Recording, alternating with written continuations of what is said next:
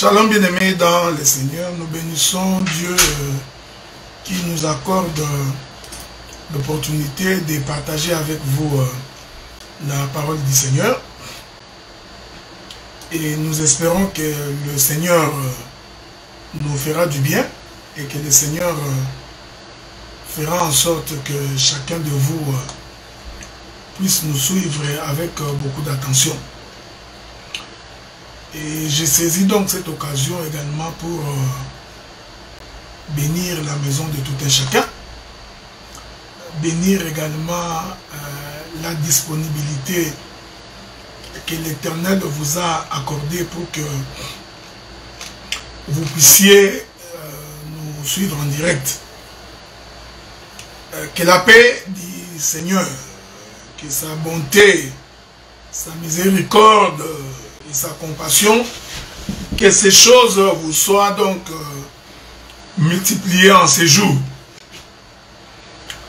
Et que chacun dans sa demeure puisse avoir l'opportunité de comprendre et de saisir ce que nous allons devoir dire et ce que nous allons devoir parler. Avant de commencer, je me permets donc d'abord de saluer. Je voudrais d'abord saluer tous les bien-aimés frères et sœurs qui nous suivent de partout. Vous qui êtes en Afrique, vous qui êtes en Europe, vous qui êtes en Asie, peu importe l'endroit où vous vous trouvez, que le Seigneur vous bénisse et qu'il se souvienne de vous. Je suis certifié que nous serons pour vous une bénédiction. Je suis rassuré que le Seigneur vous soutiendra dans cette marche. Je suis en train de chercher un moyen de pouvoir me connecter pour que je puisse par la même occasion vous lire pendant que vous êtes en train de faire vos commentaires. Ça nous permettrait également de suivre s'il y a des questions ou s'il y a des préoccupations. C'est à cette démarche-là que je voudrais m'atteler, mais sans pour autant devoir traîner. Nous allons donc immédiatement commencer notre intervention. Nous parlons sur Jésus comme étant l'homme à quatre pieds. Jésus comme étant l'homme à quatre pieds. C'est ça notre sujet de base. Je voudrais d'abord que nous lisions d'abord les Écritures. Commençons par lire les Écritures. Nous sommes dans les livres de 2 Rois, le chapitre 7. Je commence par le premier verset. La deuxième partie de mon intervention, la Bible dit, Élisée dit, écoutez la parole de l'Éternel, ainsi parle l'Éternel. Demain à 7 heures, on aura une mesure de fleurs de farine pour un cycle et 2 mesures d'orge pour un cycle. À la porte de Samarie, l'officier sur la main duquel s'appuyait les rois répondit à l'homme de Dieu, quand l'Éternel ferait des fenêtres au ciel, pareille chose n'arriverait-elle? Et Élisée dit, tu le verras de tes yeux, mais tu n'en mangeras point. Il y avait à l'entrée de la porte 4 lépreux qui se mirent l'un à l'autre, qui se dirent l'un à l'autre, quoi, restons-nous ici jusqu'à ce que nous mourions? Si nous songeons à entrer dans la ville, la famine est dans la ville, et nous y mourrons. Et si nous restons ici, nous mourrons également. Allons nous jeter dans les camps des Syriens. Si nous laissent vivre, nous vivrons. Si nous font mourir, nous mourrons. Ils partirent donc au crépuscule pour se rendre au camp des Syriens. Et lorsqu'ils furent arrivés à l'entrée du camp des Syriens, voici, il n'y avait personne. Le Seigneur avait fait entendre dans le camp des Syriens un bruit de chars, un bruit de chevaux, le bruit d'une grande armée. Ils s'étaient dit l'un à l'autre, voici le roi d'Israël a pris à sa solde contre nous les rois des Égyptiens, les rois des Égyptiens, pour venir nous attaquer. Nous pouvons sauter. Je voudrais lire les versets 9, 10 et 11. Puis se dire l'un à l'autre, nous n'agissons pas bien. Cette journée est une journée de bonnes nouvelles. Si nous gardons le silence et si nous attendons jusqu'à la lumière du matin, le châtiment nous atteindra. Venez donc maintenant et allons informer la maison du roi. Je voudrais répéter ça. Cette journée est une journée de bonnes nouvelles. C'est ce que disent les 4 lépreux. Et si nous gardons silence et si nous attendons jusqu'à la lumière du matin, le châtiment nous atteindra. Venez maintenant et allons informer la maison du roi. Donc quand nous lisons cette écriture, nous nous rendons très vite compte que cette bonne nouvelle est une bonne nouvelle qui s'annonce la nuit. Parce que les 4 lépreux ont dit, si nous attendons la lumière du matin, le châtiment tombera sur nous. Donc cette bonne nouvelle doit être annoncée pendant la nuit. Voici notre texte de base. Et c'est sur ces écritures que nous allons devoir marcher. C'est sur ces écritures que nous ferons notre marche. Et je suis certifié que le Seigneur vous fera du bien. Vous savez, bien aimé dans le Seigneur, je m'en vais répéter ce que j'ai toujours dit. Nous nous sommes approchés du trône de Dieu pour devenir meilleurs. Nous nous sommes approchés du trône de Dieu pour que nous soyons changés et que nous soyons transformés. Nous nous sommes approchés du trône de Dieu pour rassurer notre lendemain. Si nous croyons, si nous prions, si nous venons au Seigneur, ce n'est pas par esprit de dispute, ce n'est pas par compétition, ce n'est pas pour nous faire prévaloir de quelque chose. Mais si nous prions, c'est parce que nous voulons nous rassurer que lorsque le Seigneur reviendra dans les airs, que nous soyons parmi ceux-là. C'est la raison de notre prière. C'est la raison de notre attachement aux choses de Dieu. Et nous faisons de notre mieux pour que le jour, que nous puissions véritablement vivre la parole du Seigneur. Ceci est très important. Il faudrait que chacun de nous, au fond de lui-même, à chaque jour, qui se pose la question sur sa manière de vivre, sa manière de se comporter, sa manière d'être, ses intentions et ses motivations. Il faut se poser cette question à tous les jours. Quel est le sentiment qui t'anime chaque jour vis-à-vis de ton frère, vis-à-vis de ta soeur, vis-à-vis de tes concitoyens, vis-à-vis de toutes les personnes avec qui tu partages un espace de vie. C'est très important.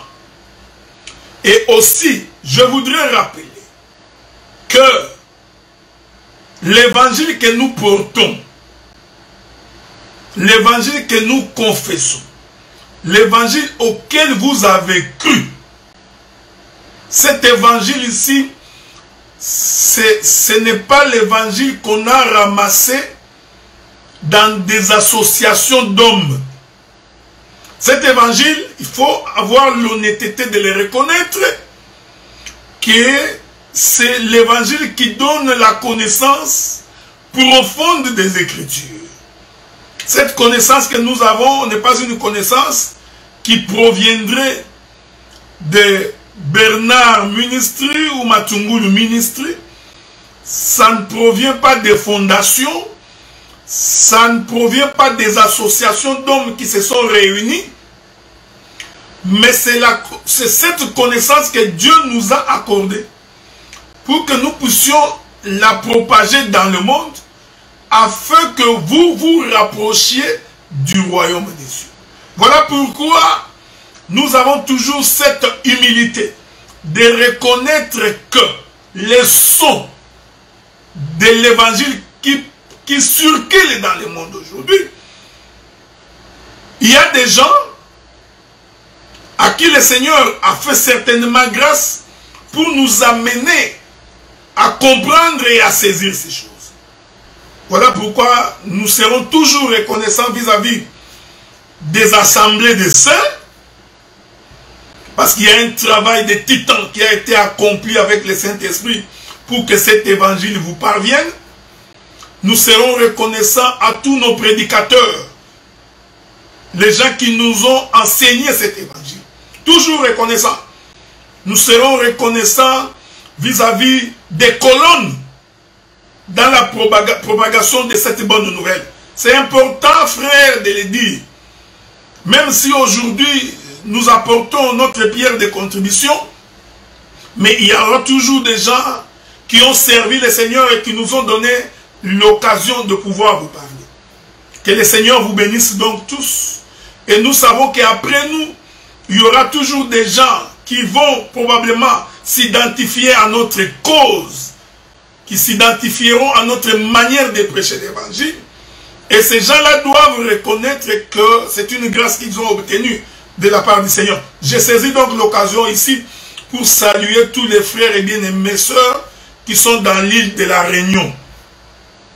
J'ai reçu vos salutations. Si le Seigneur le permet, je vous visiterai l'année prochaine. Nos bien-aimés qui sont à Kinshasa, vous avez également toutes nos salutations fraternelles. Les choses étant ainsi dites, nous entrons vivement dans notre approche, dans la compréhension de l'Écriture. Je me permets donc de poser une balustrade dans la compréhension et dans l'explication de l'Écriture. Il faudrait que cette balustrade-là, que vous puissiez la retenir.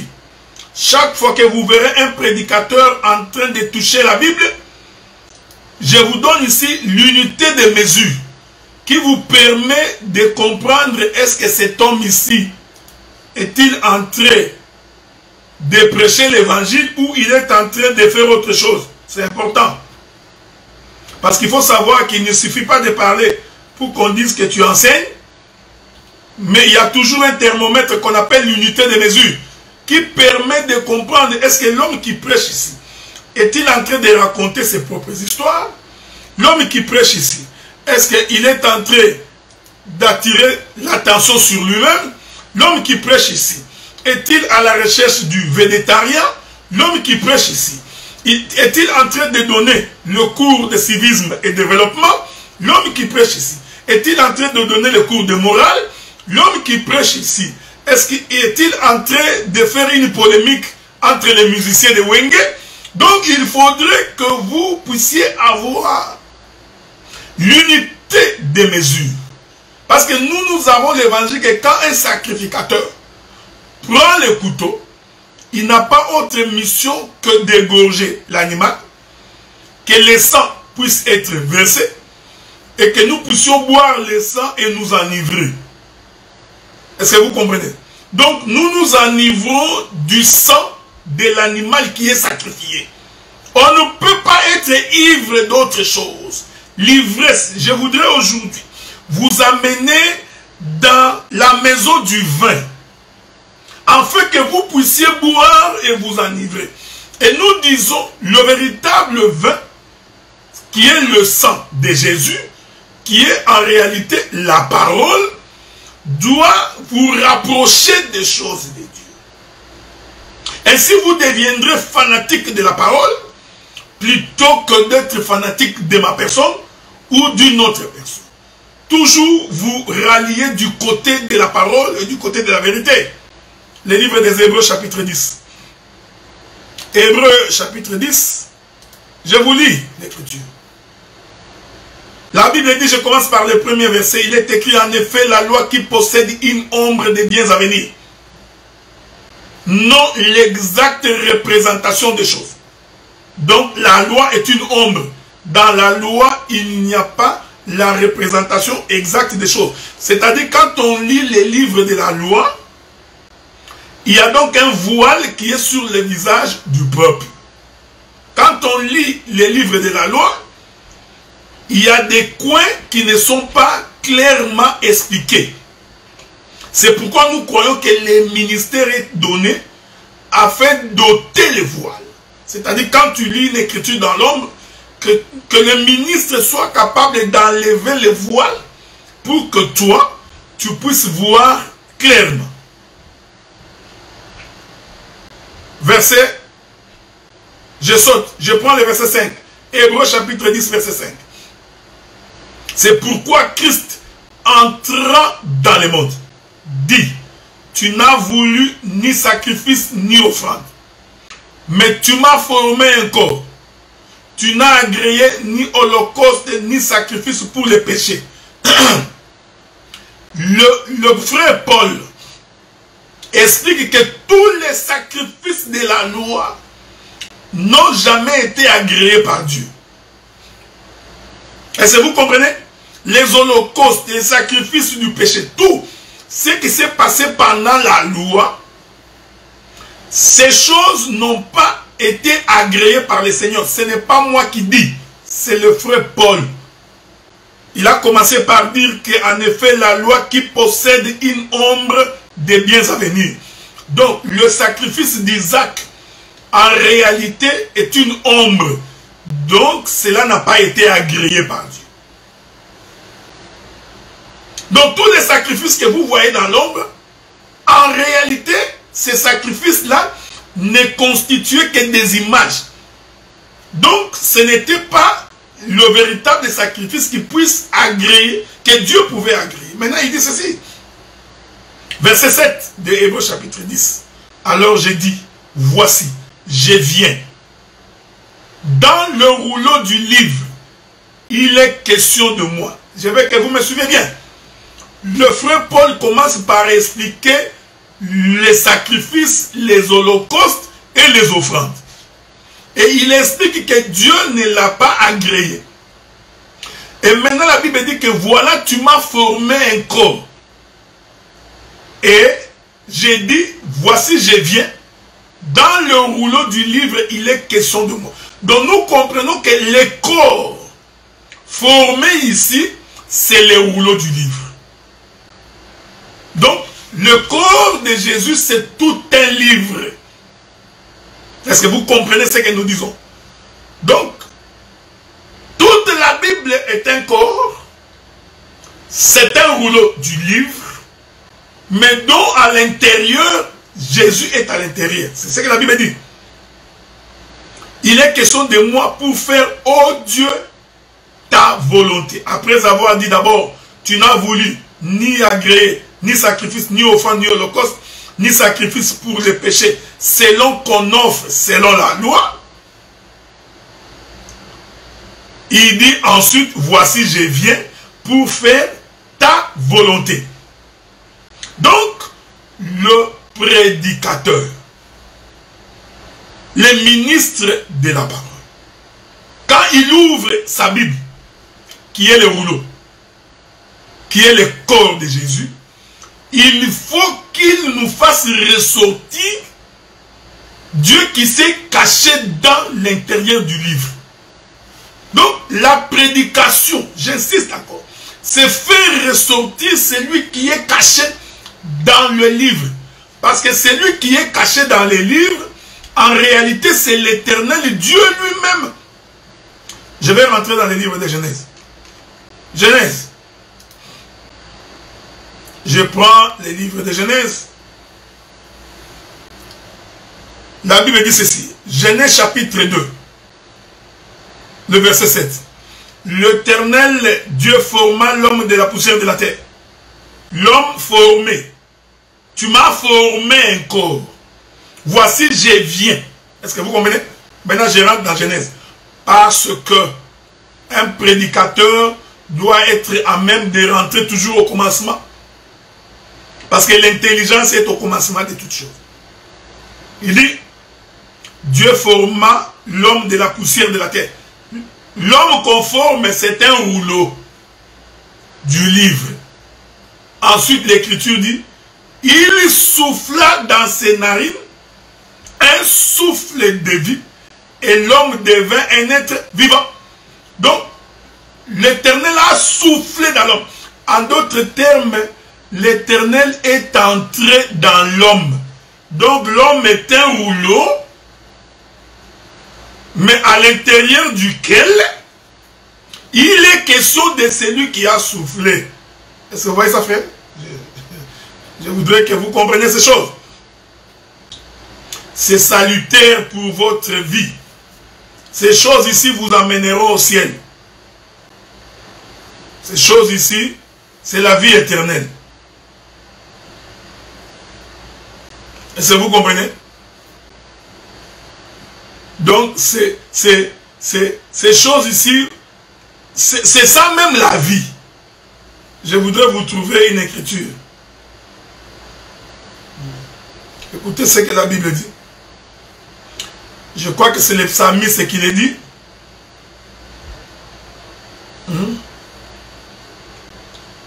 Je prends Psaume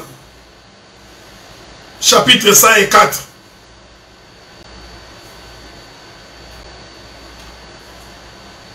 Psaume chapitre 104. Je vais lire à partir du verset 28. Tu leur as donné et il accueille. Tu ouvres ta main et il se rassasie de bien. Tu caches ta face, ils sont tremblants. Tu leur retires le souffle, ils expirent et retournent dans leur poussière. Tu envoies ton souffle, ils sont créés. Est-ce que vous voyez ça, frère? Hein? Je répète ça. Tu envoies ton souffle, ils sont créés. Donc, le souffle de Dieu crée. Or, la Bible dit au commencement était la parole était avec Dieu, la parole était Dieu. Cette parole a été faite chair, elle a habité parmi nous plein de grâce. Rien de ce qui n'a été créé sans la parole. Et cette parole était Dieu. Mais Psaume dit, le monde a été créé, les choses ont été créées par le souffle. Donc nous comprenons que le souffle, c'est ça la parole. Le souffle, c'est Dieu lui-même. Est-ce que vous comprenez ce que nous disons? Donc, quand Dieu souffle dans Adam, en réalité, c'était Dieu qui rentre dans le rouleau, qui se cache. Maintenant, la prédication, l'enseignement consiste à nous faire donner l'intelligence des Écritures.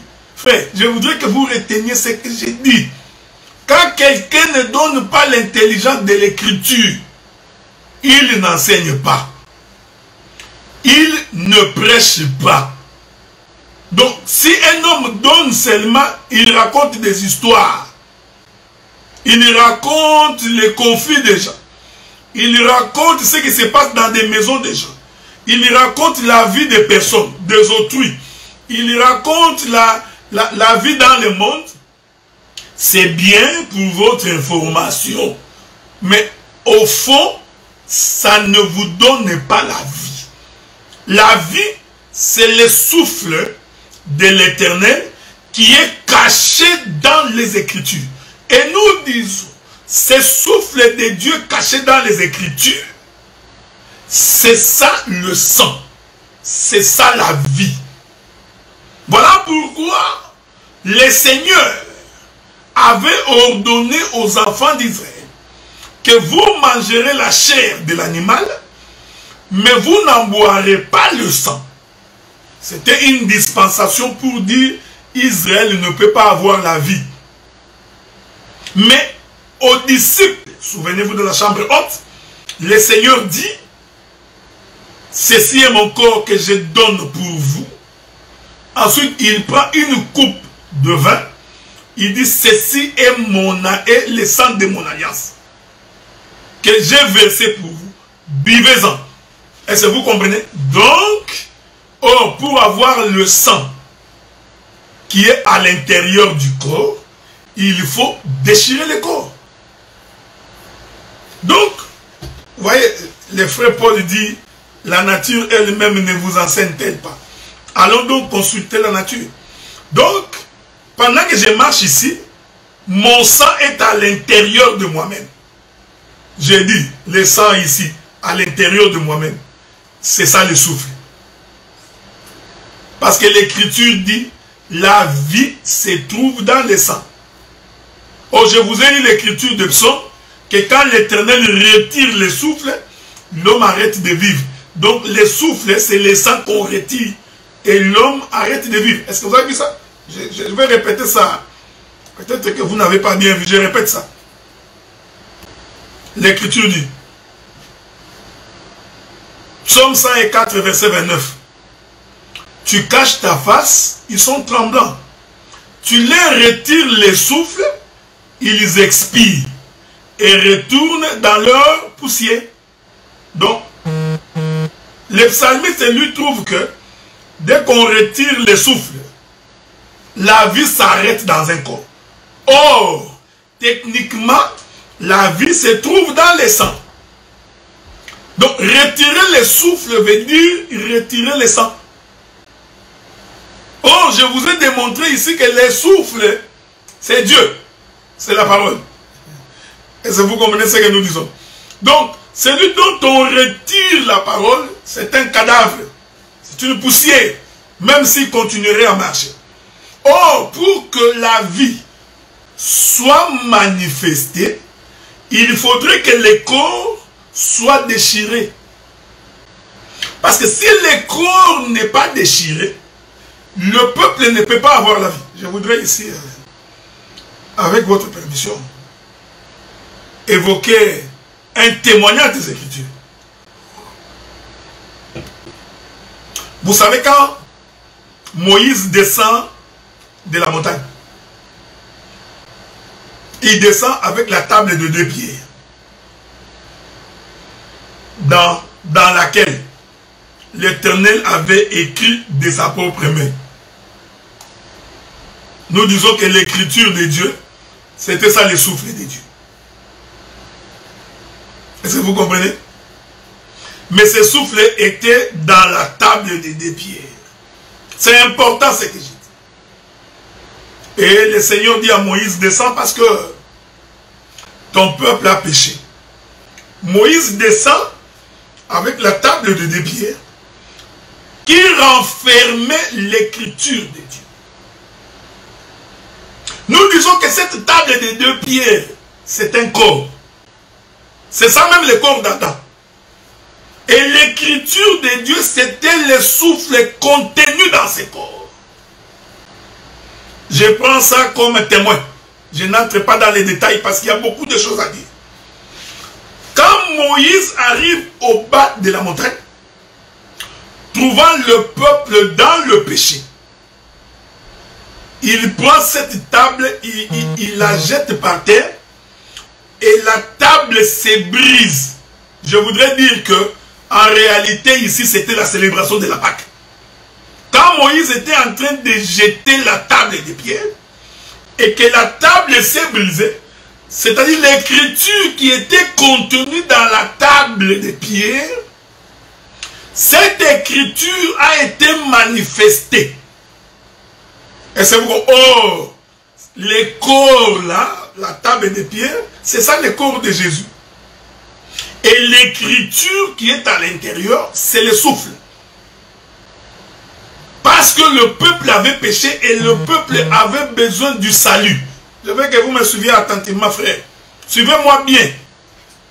Je suis en train de poser cette balustrade pour que vous fassiez la différence entre un prédicateur de l'évangile avec un fanfaron. Faire la différence entre un prédicateur de l'évangile avec un kimbangiste ou quelqu'un de l'armée du salut. Parce qu'il y a beaucoup de prédicateurs qui sont des saxophonistes de l'armée du salut. Voilà pourquoi j'interpelle par la même occasion les vrais ministres de la parole. Pour comprendre que quand tu touches la Bible, il faut que tu déchires les corps. Pour que le sang qui est à l'intérieur soit manifesté. C'est ça la vie, frère. Moïse arrive, quand il jette la table et que la table se brise.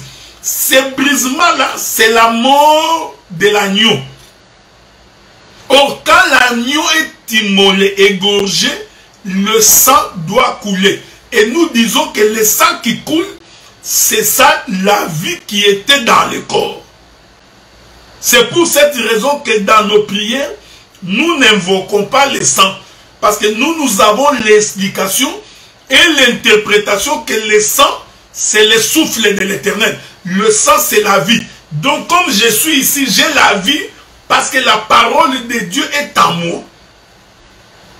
Donc, je n'ai donc pas besoin d'invoquer un quelconque sang qu'il puisse m'asperger. Est-ce que vous comprenez? Ça, c'était la balustrade. Bien que le temps passe vite, mais c'était la balustrade. Nous rentrons maintenant dans notre texte de base de 2 Rois chapitre 7. Rentrons dans notre livre de 2 Rois chapitre 7. La Bible dit, je ne peux pas me répéter parce que j'ai tout dit la semaine d'avant. La Bible dit que j'ai expliqué qu'est-ce que c'est un lépreux. Le lépreux, c'est celui qui est mis en dehors du camp. Je veux que vous me suiviez attentivement parce que nous prendrons de l'altitude et il va souffler un vent. Le lépreux, c'est celui qui est mis en dehors du camp. Et je vous ai dit que les 4 lépreux représentaient le Seigneur Jésus-Christ. Pourquoi Jésus est un lépreux?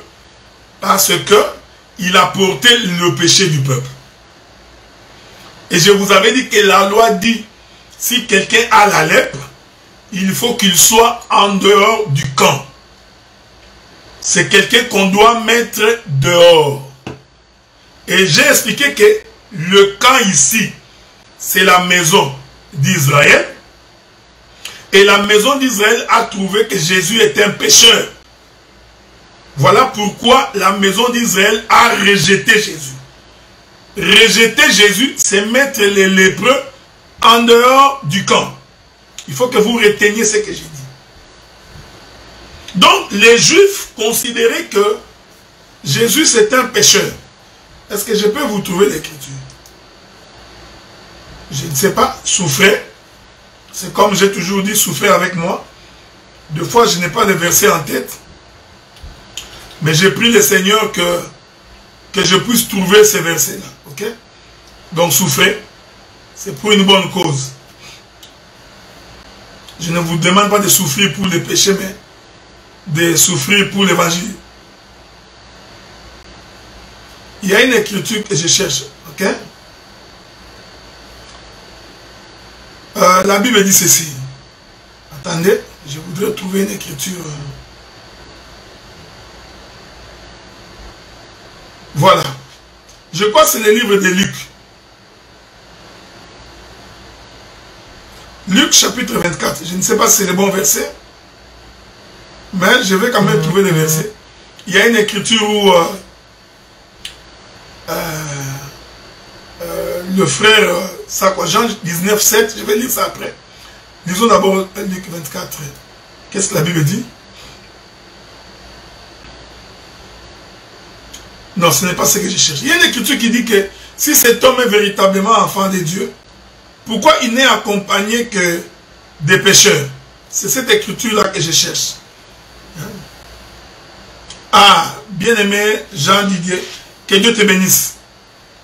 Jean chapitre 8, le verset 48. Les Juifs lui répondirent, n'avons-nous pas raison de dire que tu es un Samaritain? Que tu as un démon? Hein? Est-ce que vous comprenez? Bon, Roland me donne Jean chapitre 19, le verset 7. On va également lire ça. Jean 19, verset 7. Jean 19, le verset 7. L'écriture dit quoi? Attendons. Non, ce n'est pas l'écriture que j'ai cherché, c'est l'écriture que Jean Didier m'a donnée. Donc pour les Juifs, Jésus était un pécheur parce qu'il ne se promenait qu'avec des pécheurs. Donc c'était quelqu'un qui avait un démon. Voilà pourquoi il est considéré comme étant un lépreux. Quelqu'un qu'on doit mettre en dehors du camp. Donc, le livre de 2 Rois chapitre 7 nous dit qu'il y a eu 4 lépreux qui ont été mis dehors, que les enfants d'Israël ont rejeté. Maintenant, je voudrais expliquer comment les 4 lépreux représentent Jésus. Comment j'ai dit que Jésus a 4 pieds? Suivez-moi attentivement. C'est la folie de la prédication. Ésaïe 55 dit, autant les cieux sont élevés au-dessus de la terre, autant mes pensées sont élevées au-dessus de vos pensées. Donc, ce que Dieu appelle 4 pieds n'est pas forcément ce que toi tu crois être 4 pieds. C'est pourquoi il faut avoir l'intelligence pour comprendre ces choses. Les 4 lépreux ont fait la marche vers le Syrien. On va lire ça. J'aime ces choses. Ok? Regardez, je veux que vous observiez attentivement ce que j'ai dit. La Bible dit, ils partirent donc, 2 Rois chapitre 7 verset 5, ils partirent donc au crépuscule pour se rendre au camp des Syriens. Lorsqu'ils furent arrivés à l'entrée du camp des Syriens, voici, il n'y avait personne. Je vous informe, parce que je suis en train maintenant de dresser les tableaux. Premier élément à retenir, les Syriens sont des étrangers. Donc ici, les lépreux qui ont été rejetés ont donc fait la marche vers le Syrien, c'est-à-dire vers les étrangers. Donc il y a donc un déplacement de ceux qui ont été rejetés par les enfants d'Israël et qui vont vers les étrangers. Je voudrais ici célébrer le mariage selon les Écritures. Remarquez que lorsque Joseph vient se présenter devant ses frères, les frères de Joseph ont trouvé que Joseph c'était un orgueilleux. Je voudrais expliquer comment les frères de Joseph ont trouvé que Joseph est un lépreux.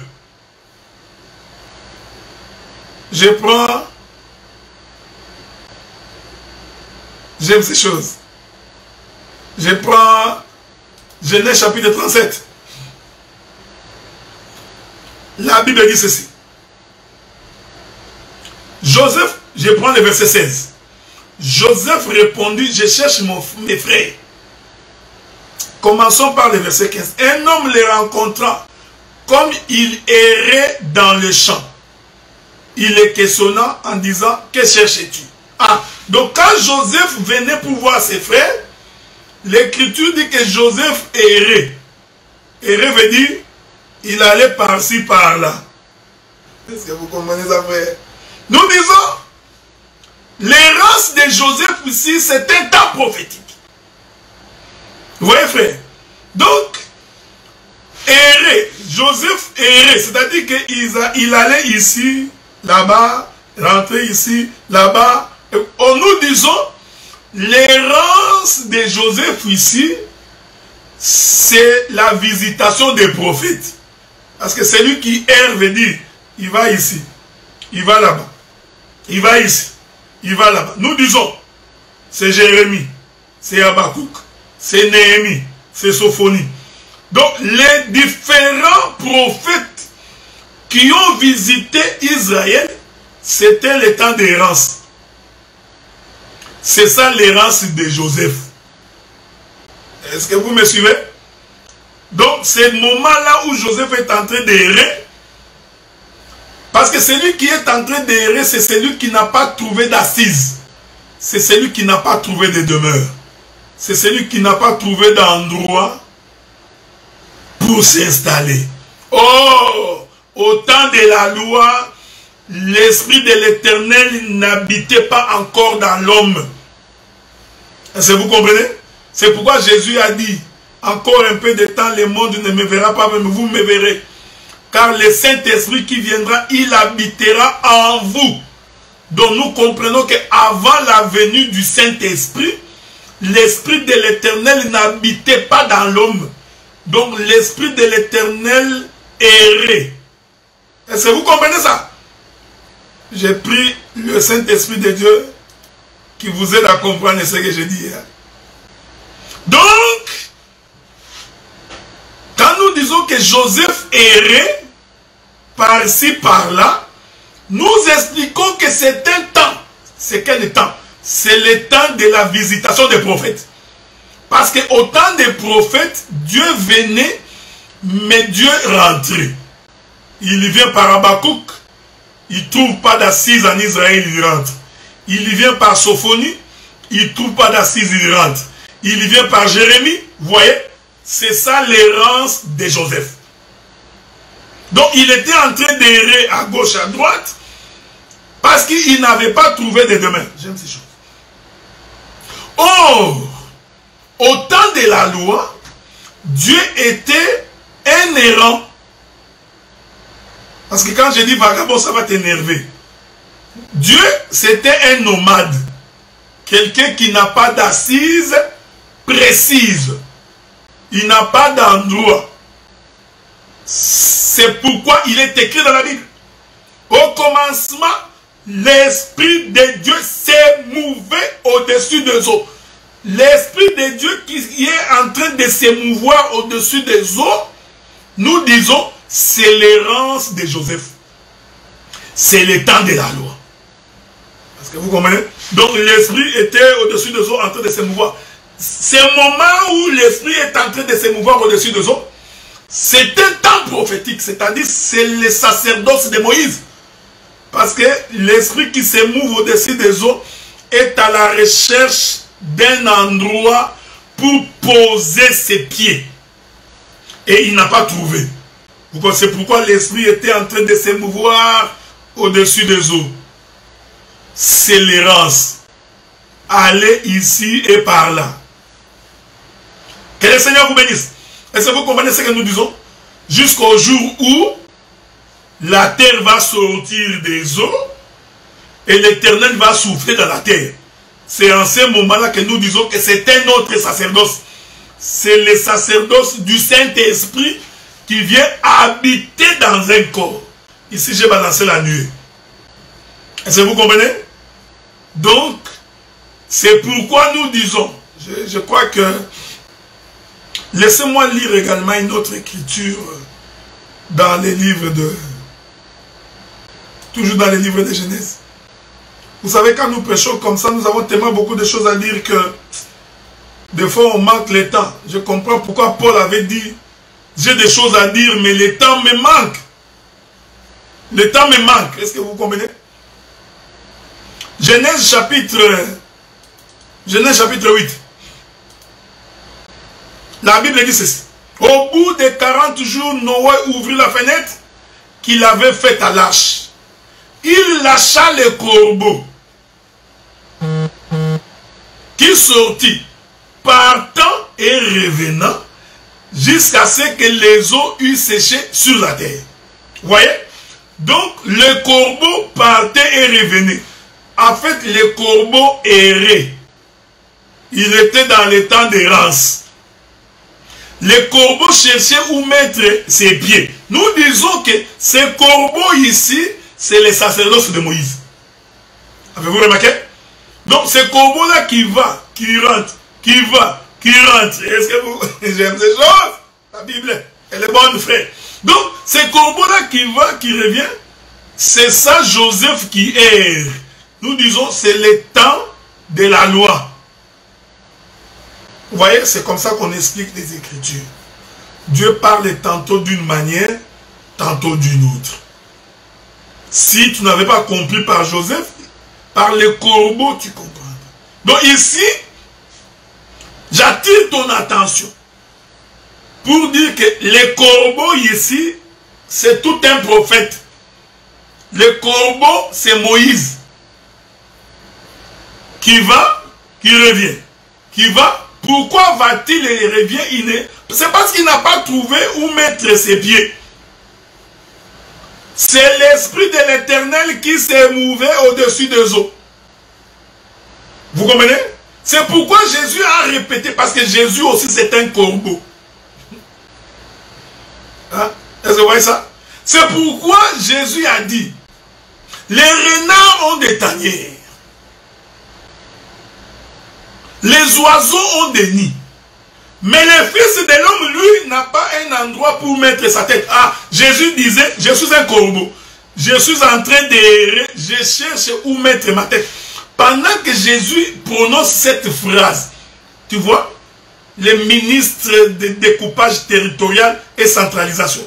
Donc, pendant que Jésus disait cette phrase, ici, Jésus, c'est la dispensation de Moïse. Donc, c'est Moïse. Hein? Donc, c'est Moïse. Quand Jésus dit ça, est-ce que je peux vous trouver l'écriture? Attendez, je fais un effort. Voilà, mon bien-aimé Jean. Que Dieu te bénisse, Jean Didier. Quand tu vas croiser mon bien-aimé Guigui et Léko, dis-lui, j'ai son numéro, mais il faut qu'il se connecte sur WhatsApp. Je voudrais lui parler. La Bible dit ceci. Luc chapitre 9, 58. Jésus lui répondit, les renards ont des tanières, les oiseaux du ciel ont des nids, mais le Fils de l'homme n'a pas un lieu où il puisse reposer sa tête. Est-ce que vous remarquez cette chose? Ici, Jésus voulait dire, je suis Joseph, je suis en train d'errer à gauche et à droite. Nous disons que c'est le temps des prophètes, le temps d'errance. C'est le temps où Dieu visitait, venait voir, mais il ne demeurait pas. Je vais vous ajouter une autre écriture, car il est écrit, il est dit en français que l'abondance des biens ne nuit jamais. Surtout pour quelqu'un qui a le Saint-Esprit. Donc je vais vous ajouter des flèches. Mettez les flèches dans vos carquois.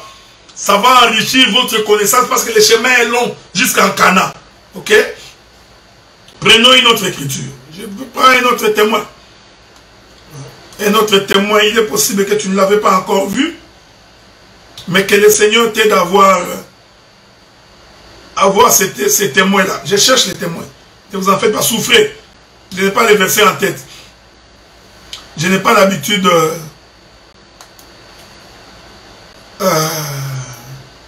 de bloquer les versets. Mais j'espère pouvoir trouver ces versets-là. Mais parce que si je ne trouve pas ça, je vais encore me référer à Jean Didier ou à Roland pour me trouver ces versets. Hein? Souffrez, hein? Mais c'est bizarre que je n'ai pas trouvé ces versets-là. Ah! J'ai trouvé. Ne vous en faites pas, mon bien-aimé Jean Didier. Je me suis dit, je ferai un effort pour que je ne puisse pas t'appeler pour que tu viennes m'aider. Genèse chapitre 28, le verset 10. Jacob partit de Beth-Shebar et s'en alla à Charan. Il arriva dans un lieu où il passa la nuit, car le soleil était couché. Il y prit une pierre dont il y fit son chevet. Il se coucha dans ces lieux. Il eut un songe. Voici, une échelle était appuyée sur la terre. Son sommet touchait au ciel. Et voici les anges de Dieu montaient, descendaient par cette échelle. J'aime ces choses. Vous voyez, frère, ici, nous disons, les anges qui montent et qui descendent, c'est de l'errance. C'est comme les corbeaux partant et revenant. Hein? Parce que les corbeaux partaient de l'arche vers la terre vers l'arche, de l'arche vers la terre. Voyez-vous, c'est ce que Jacob avait vu. Jacob, il voit l'échelle dont le sommet touchait le ciel et les bas touchaient la terre. Alors, il voit les anges monter et descendre. Nous disons, les anges qui montent et qui descendent, les anges qui montent, c'est l'errance de Joseph. Ouais, frère. Donc, c'est Joseph qui est en train d'errer, cherchant ses frères. Alléluia. Que le Seigneur est bon. 2 Rois, chapitre 5. C'est comme ça qu'on prêche. J'ai mon thème, j'ai mon sujet de base. J'appelle des témoins à gauche, à droite pour faire asseoir ce que j'ai dit. Est-ce que vous comprenez? Donc, les lépreux qui vont vers les Syriens, c'est un déplacement de celui qu'on a rejeté. C'est pourquoi je rentre là où j'étais avec vous. Dans le livre de Genèse 37, je crois. Ok? 37. Il est écrit. Il s'est dit, Genèse 37, verset 19. Jésus, après être erré, Joseph, après être erré plusieurs fois, finalement, quelqu'un lui dira, tes frères se trouvent à tel endroit. Je n'ai pas le temps de dire qui est cet homme qui a dit à Joseph, tes frères sont ici. Vous savez, nous avons les noms de cette personne. Comment tu peux prétendre que tu peux expliquer ces choses si tu n'as pas labouré avec la génisse de Samson? Hein, frère?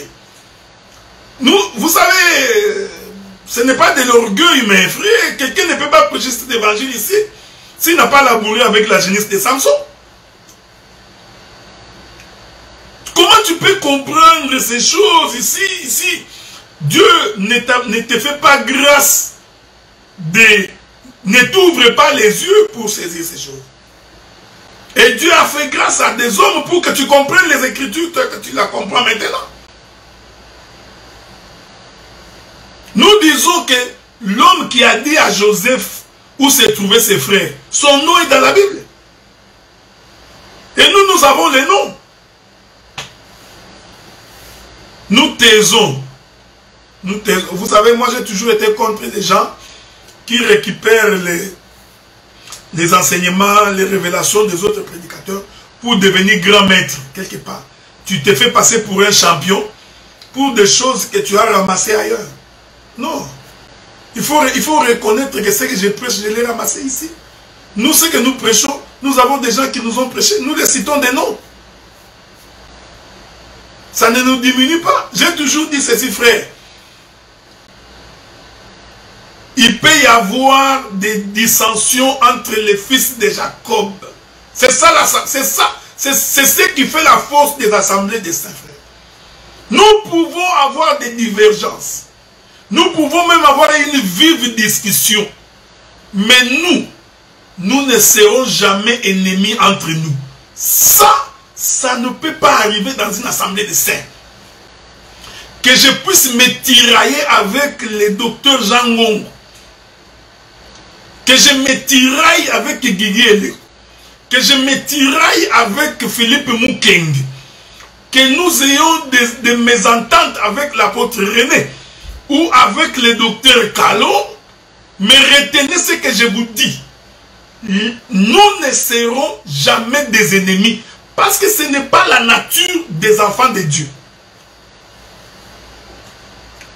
Donc, même si l'on vous dit que le docteur Adela s'est tiraillé avec tel homme de Dieu, ou tel autre homme de Dieu, frère, il faut enlever dans votre esprit que nous devenons des ennemis. Nous avons grandi. Frère, je vous dis, on n'a pas le temps de donner des témoignages. Il y a eu des moments où moi et le pasteur Marcel Makoloko Tambol, on a eu des très vives discussions. Les gens qui sont à Bruxelles devraient se souvenir. Une discussion au point où tu vas te dire que ces gens ne se parleront plus. Mais le soir, nous avons mangé les fois ensemble, frères. Et quand il a été question du pardon du pasteur Marcel, c'est encore moi qui ai pris la parole pour dire que les frères est au milieu de nous. Je vous informe, frère. C'est ça la nature des enfants de Dieu. Est-ce que ce serait la première fois qu'il y a une vive discussion parmi les frères? Nous disons non. Allons lire une écriture. Lisons l'écriture, frère. Alors les gens qui pensent toujours que tu vois le docteur Adelaire avec tel ne se parle pas. Non, vous vous trompez énormément. Avoir une vive discussion ou des points de divergence, frère, ne fait pas de nous des ennemis. C'est ça. C'est ce qui fait la spécificité de cette assemblée des saints que l'on dit. Assemblée des saints dans laquelle l'Éternel est redoutable.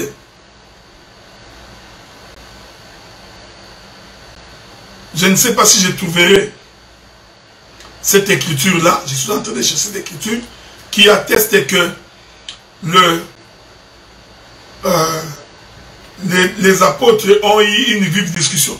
Je ne sais pas si j'ai trouvé cette écriture-là.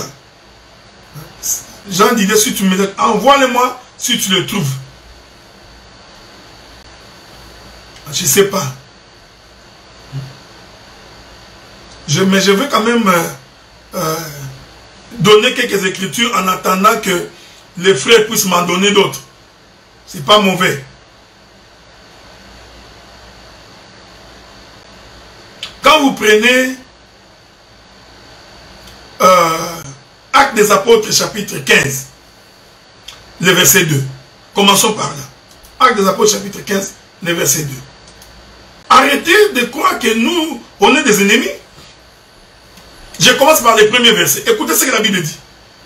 C'est pourquoi il y a des sectes parmi nous. C'est pourquoi des gens sont devenus des groupes de gens qui défendent leurs prédicateurs. Même quand le prédicateur est dans le faux, mais ils sont contre l'autre prédicateur parce qu'ils pensent que nous sommes des ennemis. Non, non frère.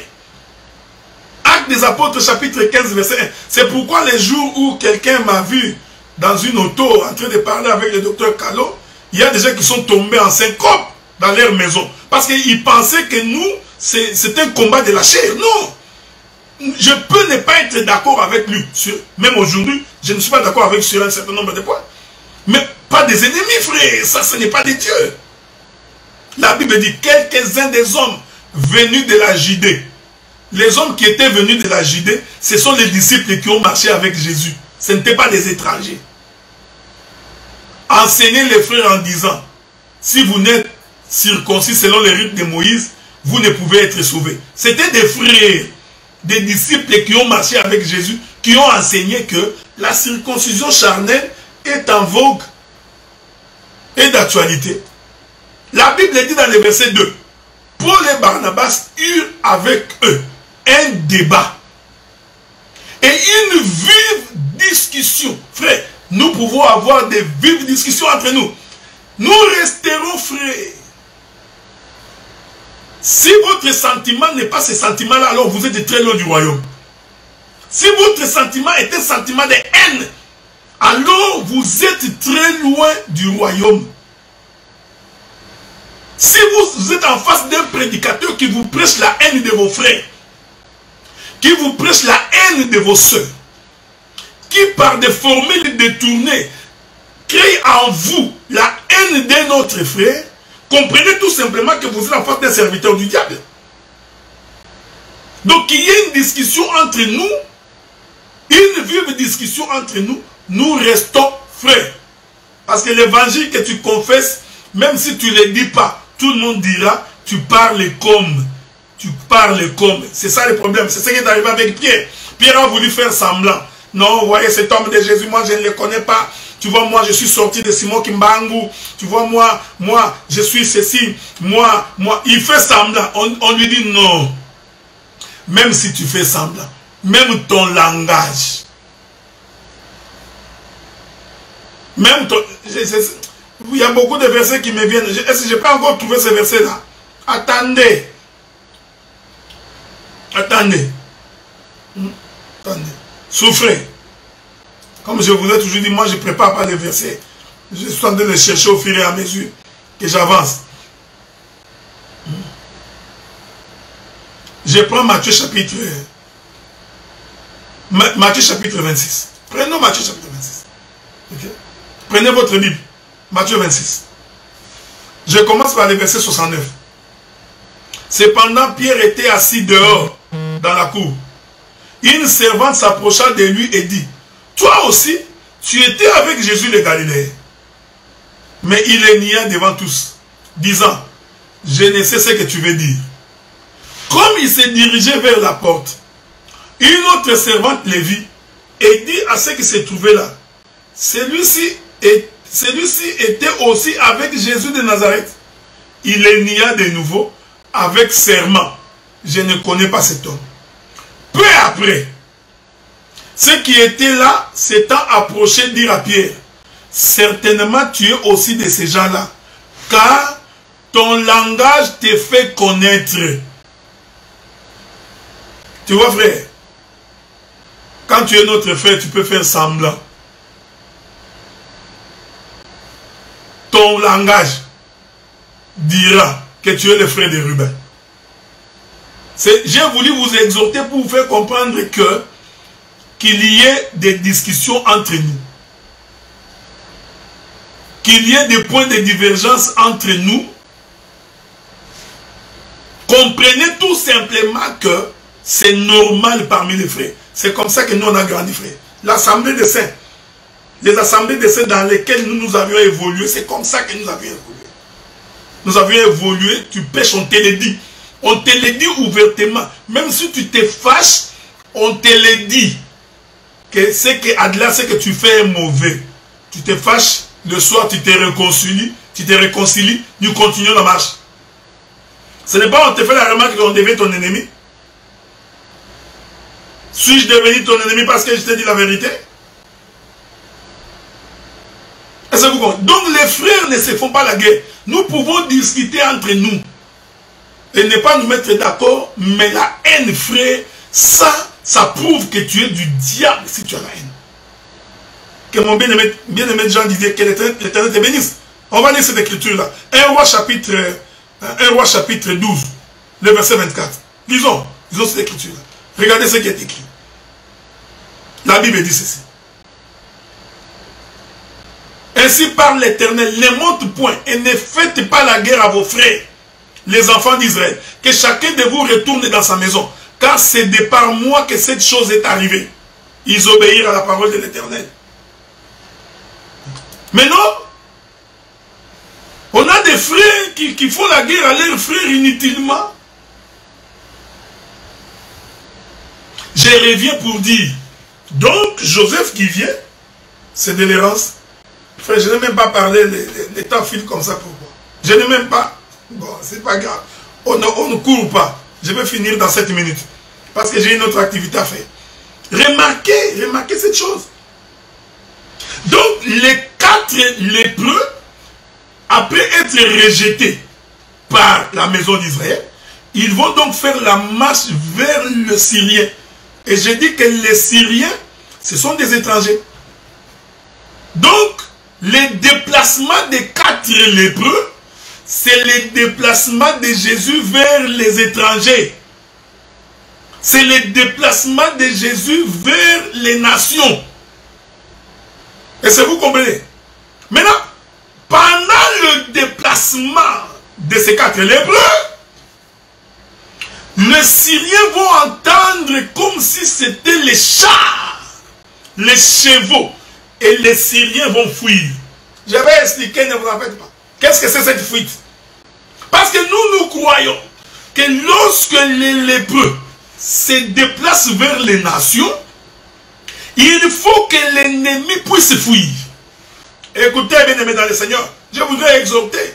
Quand le Seigneur vient te visiter, après avoir quitté la maison d'Israël, quand le Seigneur vient vers toi, ton ennemi doit fuir. La difficulté que tu as doit fuir. La maladie que tu as doit fuir. Les démons doivent se déplacer. Car celui qui se déplace, c'est tout un char. C'est ce que la Bible dit, frère. Je vais lire ça. Je vais lire ça et je crois que avec l'aide du Seigneur, on finira par là. Écoutez ce que la Bible dit. 2 Rois chapitre 7, le verset 6. Le Seigneur avait fait entendre dans les camps des Syriens un bruit des chars. Donc c'était comme si c'était le char qui venait. Mais vous savez, bien-aimés dans les seigneurs, quand tu veux comprendre les choses de Dieu, ne te complique pas la vie. Tu n'as pas besoin d'aller consulter un dictionnaire ou une encyclopédie biblique pour comprendre les Écritures. Je vais vous lire une écriture. Attendez, souffrez. Hein? Souffrez avec moi. J'ai beaucoup de versets, mais je voudrais vous trouver un verset beaucoup plus facile à comprendre. Parce que si je trouve des versets un peu plus compliqués, tu auras des difficultés pour t'en sortir. Je prends le livre de... J'aime ces choses. Psaume 104, verset 3. Psaume 104, verset 3. Que Dieu te bénisse. Tu es toujours en avance, mon frère. La Bible dit, il forme avec les eaux les fêtes de sa demeure. Quel merveilleux verset qui explique la création. Il forme avec les eaux les fêtes de sa demeure. La demeure de l'Éternel, ce sont les eaux. Ce n'est pas l'objet de mon intervention. Il prend les nuées pour son char. Voilà. Les Syriens ont entendu le bruit des chars. C'était le déplacement de l'Éternel lui-même. Ne vous en faites pas, frère. Vous comprendrez les 4 pieds de Jésus. Il avance sur les ailes du vent. Est-ce que vous comprenez ça, frère? Donc, le Seigneur, c'est toute une armée. L'armée de l'Éternel. Frère, quel est ce problème qui résisterait devant la venue de l'Éternel? Quelle est cette maladie qui persiste? Que tu sois guéri par le nom de Jésus. Et que la délivrance te soit accordée en ces jours par le nom de Jésus. Écoutez ce que dit le livre d'Ésaïe. Je crois que je peux trouver ça, non? Attendez, j'ai une autre écriture. Psaume 45, c'est là que je vais finir. Psaume 45. Je commence par le premier verset. Au chantre, au chef des chantres, sur les lits, des fils de Corée, cantique, chant d'amour. Des paroles pleines de charme bouillonnent dans mon cœur.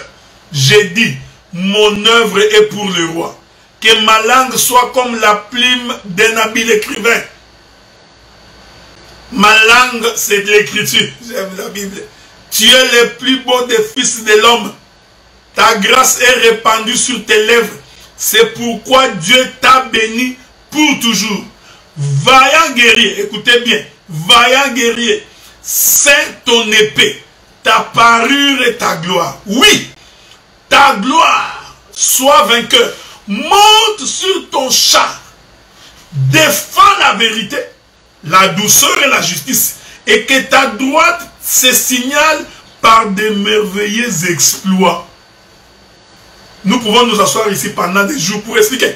Donc, celui qui est monté dans un char, c'est pour annoncer, défendre la vérité, la douceur et la justice. Donc nous comprenons que quand le 4 lépreux s'est déplacé, en réalité c'était le déplacement de l'Éternel et Dieu lui-même. C'est pourquoi les Syriens, les ennemis, ont entendu le bruit des chars. Est-ce que vous... Oh, le char est fait pour les combats.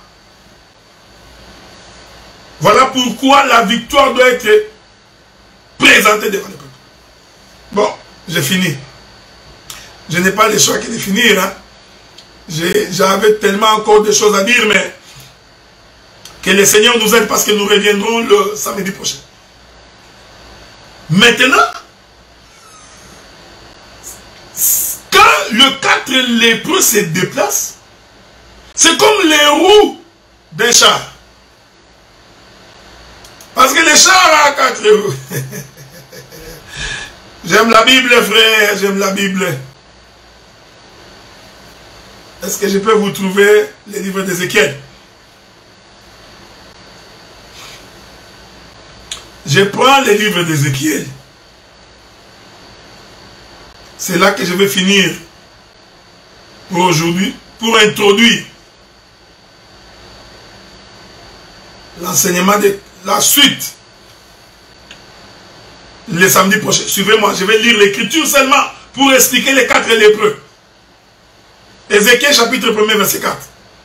Je regardais Ézéchiel chapitre 1er, je commence par le verset 4. La Bible dit ceci. J'ai regardé et voici, il vint du septentrion un vent impétueux. Il ne faut pas avoir peur du septentrion. C'est simple à comprendre. Une grosse nuée, écoutez-moi bien. Du côté du septentrion, un vent impétueux. Une grosse nuée, une gerbe de feu qui répandait de tous côtés une lumière éclatante, au centre de laquelle brillait comme de l'airain poli sortant du milieu du feu. Au centre encore paraissaient 4 animaux. Vous me suivez, frère? J'aime ces choses. Paraissaient 4 animaux dont l'aspect avait une ressemblance humaine. Donc les 4 animaux avaient la ressemblance de l'homme. Suivez-moi attentivement. Chacun d'eux avait 4 faces. Chacun avait 4 ailes. Leurs pieds étaient droits. Et la plante de leurs pieds était comme celle du pied d'un veau. Frère, il faut retenir ici parce que je vais revenir. Ce sont des... J'aime ça. Ces animaux avaient des ailes, des oiseaux, mais les pieds, des veaux. Est-ce que vous comprenez? Laissez-les la terre. Donc, c'était les animaux qui volaient, mais qui avaient les pieds comme les animaux qui marchent. Leurs plantes de pieds étaient comme celles du pied d'un veau. Ils étincelaient comme des l'airain polis. Je reviendrai ici, frère. Ne vous en faites pas, je ne suis pas pressé, j'ai beaucoup de temps. Ils avaient des mains d'hommes sous les ailes, à leurs 4 côtés. Tous les 4 avaient leurs faces et leurs ailes. Leurs ailes étaient jointes l'un à l'autre. Ils se tournaient point en marchant, mais chacun marchait droit devant soi. N'oubliez pas que Jésus est en train d'expliquer les déplacements des 4 lépreux. Quant à la figure de leur face, ils avaient tous la face d'un homme. Retenez ce que je dis. Ils avaient tous la face du lion. Ils avaient tous la face du bœuf. Et ils avaient tous la face de l'aigle. Vous comprendrez. Jésus, c'est un homme à 4 pieds. Parce que j'ai dit, frère, ne vous en faites pas. Qui vous a dit que nous allons finir à parler? L'enseignement ne peut pas finir. Parce que chaque lépreux a une fonction. C'est ça le déplacement de Jésus. Donc, il y avait un lépreux lion, il y avait un lépreux veau, bœuf, il y avait un lépreux l'aigle, et il y avait un lépreux homme. Que le Seigneur vous bénisse. Leurs ailes et leurs faces étaient séparées par le haut. 2 de leurs ailes étaient joints l'un à l'autre et couvraient leur corps. Chacun marchait droit devant soi. Hein? Donc, tous les 4 étaient les déplacements des 4 lépreux. Ces choses, frère, il faut que tu aies monté au 3e ciel pour comprendre ça. Écoutez. Ils allaient où l'esprit les poussait à aller. Ils ne se tournaient point dans leur marche. L'aspect de ces animaux ressemblait à des charbons de feu ardent. C'était comme l'aspect des flambeaux. Ces feux, écoutez bien, ces feux circulaient entre les animaux. Ils jetaient une lumière éclatante. Ils en sortaient des éclairs. Les animaux couraient, revenaient comme la foudre. Je vais finir par les versets 15 et 16. C'est là que je vais mettre un point virgule. J'ai regardé ces animaux, voici, il y avait une roue sur la terre. Oh! Ah! Les animaux étaient au ciel parce qu'ils volaient. Mais l'écriture dit dans les versets 15, j'ai regardé ces animaux et voici, il y avait une roue sur la terre près des animaux devant leurs 4 faces. À leur aspect et à leur structure, ces roues semblaient être en chrysolite. Toutes les 4 avaient la même forme. Leur aspect et leur structure étaient tels que chaque roue paraissait être au milieu d'une autre roue. Or, ce qui fait déplacer un char, c'est les roues. Hein, frère? Donc, sans le roue, le char ne peut pas se déplacer. Que le Seigneur vous bénisse. Parce que le samedi prochain, c'est ici que nous reviendrons pour expliquer chacun de ces animaux. Expliquer c'est quoi se couvrir la face. Expliquer qu'en réalité, quand l'hébreu s'est déplacé vers les Syriens, c'était le déplacement de ces 4 êtres, de ces 4 animaux. Que la paix du Seigneur soit avec vous. Et que Dieu vous accorde sa grâce. Et que la main de Dieu soit avec vous. Vous avez été très nombreux à nous suivre. Je sais que c'est ce qu'il a, mais je n'ai pas le choix que d'arrêter. Parce qu'il faut quand même respecter les temps. Nous reviendrons donc le samedi prochain pour pouvoir continuer notre marche de sanctification. Que le Seigneur vous bénisse.